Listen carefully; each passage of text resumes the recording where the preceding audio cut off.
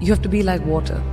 Learn to be like water, adaptable, fit into any vessel, have a sense of calm, have a sense of patience. But ambition is extremely important. And I don't just say this to girls, I say this to boys and girls. Just everyone who wants to be able to have a purpose in life, have an ambition, have the guts to find your glory.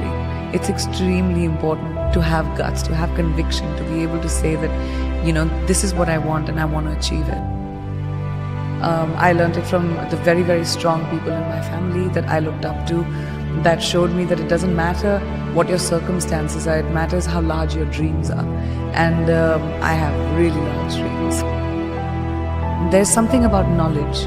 There's something about if you learn, even if you don't know something, if you have an ambition to be somewhere, if you prepare yourself, you have the ability to be better than everyone else.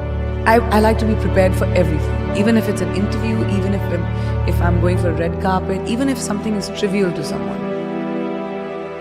Honesty is very important in relationships, whether it's with friends, whether it's with family, whether it's with your loved one, whether it's in a romantic relationship. I think being real to what you really are feeling is very important. And a lot of people don't have the guts to do that because we are always pretending to be a certain way so that we can maintain a relationship. But I think the healthiest relationships happen when you have the ability to call out someone and say, well, that's not right, or I don't feel a certain way and you're wrong or you're right, and to be able to talk about it. It takes taking that cloak of being careful about your emotions off, but that's very important. I really feel like you are defined by, every time you're defined by what you do next, not what you left behind. There's no point of doing the same thing over again. I try not to do the same thing over again. You have to take risks. Risks are so important in evolution. Playing it safe, yeah, you can have an existence, but you'll never be someone who's a trailblazer. My dad was extremely sensitive, but he was also like my biggest champion. The one thing that I learned from him was the hustle. He always taught me that don't be afraid of the failure. What you do next after failure is what will define you. Everyone fails. It's going to happen to you, it's going to happen to me, it's going to happen to everyone. Instead of sitting on your hands and saying, I can't do it again, find the courage inside of you and saying, what can I do differently? How do you look back into your mistake and say, all right, that was a mistake, great, not doing that again. That's something I really learned from my dad. My parents never wanted me to have a what if in my life. What if I had done it? What if I had tried that? So they always supported me. They said, no matter what you do, whatever mistake you make, have the confidence to come and tell us.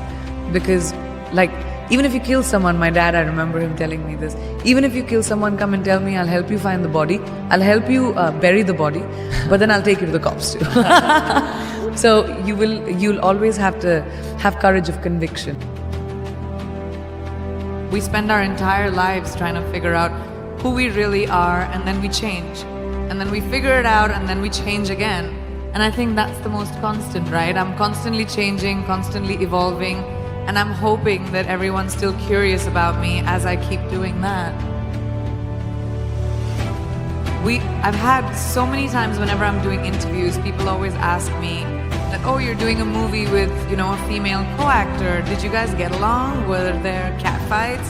But when it comes to boys, they say, oh my gosh, that looks like a bromance and everyone got on so well.